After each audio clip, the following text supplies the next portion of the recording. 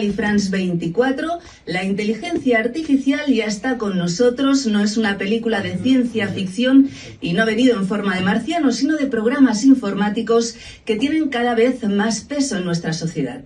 La inteligencia artificial no se utiliza solamente ya en procesos de fabricación de productos, sino también en los procesos de creación. Y para hablarnos de este fenómeno que genera tanta fascinación como desconfianza, tenemos con nosotros a Efraín Fandiño López. Efraín, muchísimas gracias por estar con nosotros. Gracias a ella por la invitación. Bueno, usted es colombiano, pero vive en Francia, en París, desde hace ya mucho tiempo, 10 años. Es doctor en Derecho de la Universidad Paris-Cité, con una tesis titulada Las creaciones automatizadas y el derecho de autor, reflexiones sobre las obras creadas con sistemas de inteligencia artificial. Lleva mucho tiempo estudiando el tema, desde el 2017, y quería empezar preguntándole qué es esta inteligencia artificial aplicada a los procesos de creación. Bueno, lo primero que hay que decir es que con los sistemas de inteligencia artificial lo que se está haciendo es automatizar una cierta parte del proceso de creación. En este sentido, lo que estamos automatizando es la parte de la ejecución. La concepción no es posible automatizarla porque estos sistemas no tienen ideas propias, sino se basan en una serie de datos con los cuales o fue entrenada o le fueron agregados en el proceso del tratamiento algorítmico, pero en realidad ellas no tienen una iniciativa, una idea propia. Ellas lo que hacen es ejecutar ciertas actividades de la creación, como por ejemplo el dibujar a partir de una fotografía, el crear un texto a partir de bases de datos preexistentes, pero un texto que es diferente de aquellas bases de datos normalmente, si está bien entrenado.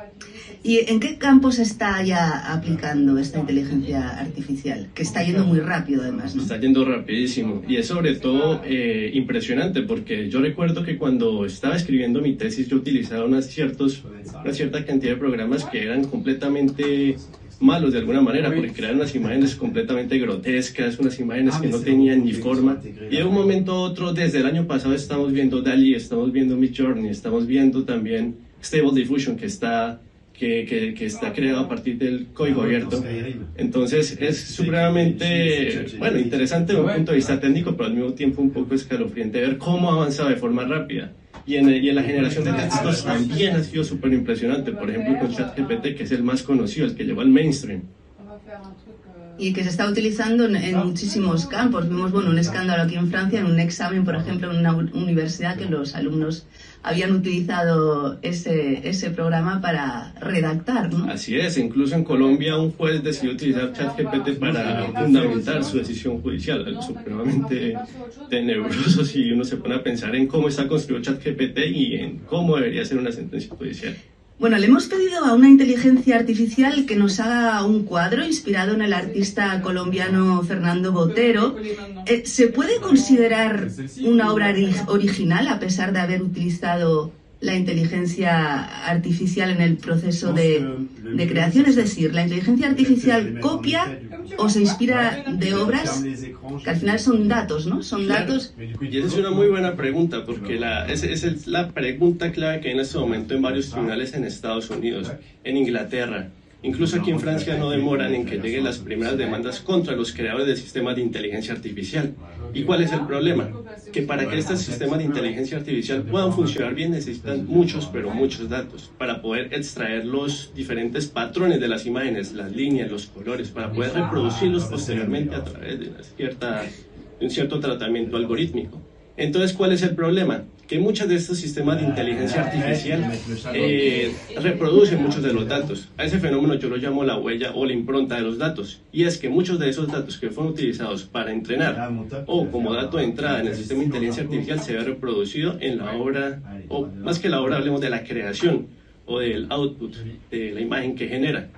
Entonces, desde un punto de vista de propiedad intelectual, lo importante es observar si reproduce muchos elementos de los datos de entrada, de tal forma que pareciera que lo que está haciendo es en realidad copiando, o si reproduce ciertos elementos, por ejemplo un color o unas líneas o ciertos elementos del estilo, pero sin reproducir literalmente aquella obra.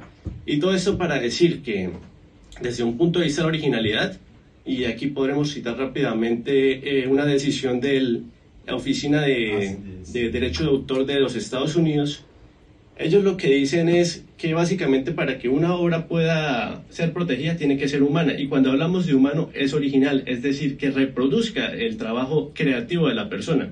Entonces, en ese caso, por ejemplo, lo único que vieron fue que la persona lo que hacía era ingresar descripciones que llaman prompts o énfasis, y a partir de la descripción el sistema lo que hacía era enviarlo a su base de datos para que a través de un token reprodujera imágenes que simplemente el sistema decide de forma azarosa cómo iban a salir a partir de toda la parte algorítmica. Una pregunta muy interesante, un aspecto es, ¿se pueden proteger estas obras hechas por la inteligencia artificial con derechos de autor? Se pueden proteger, pero en ese sentido tienen que ser el resultado del trabajo creativo de la persona que está detrás de la máquina.